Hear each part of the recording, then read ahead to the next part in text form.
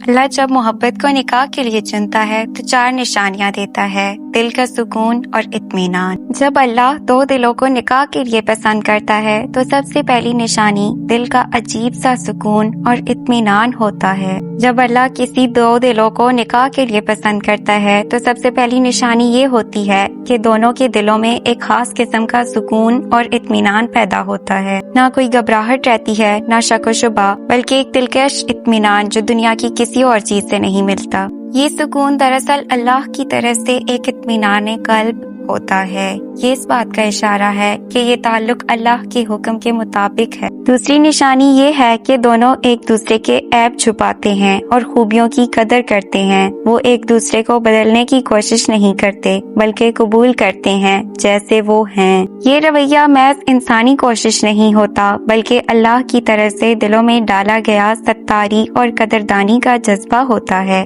یہی چیز محبت کو عزت میں اور رشتے کو مضبوطی میں بدل دیتی ہے۔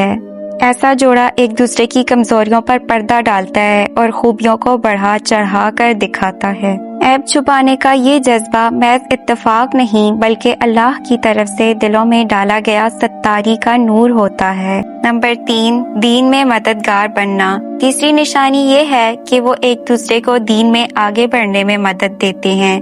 جب اللہ نکاح کے لیے محبت چنتا ہے تو اس محبت کا مقصد صرف دنیاوی لذت نہیں بلکہ دین اور آخرت کی کامیابی ہوتی ہے۔ ایسا رشتہ نماز، حلال کمائی، اچھے اخلاق اور نیکی کے کاموں میں مددگار بن جاتا ہے۔ یوں محبت عبادت کا حصہ بن جاتی ہے۔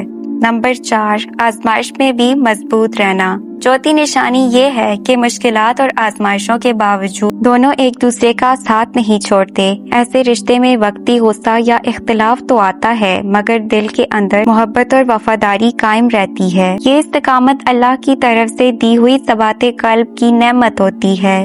یوں تعلق صرف خوشیوں میں نہیں بلکہ آزمائشوں میں بھی پروان چڑھتا ہے۔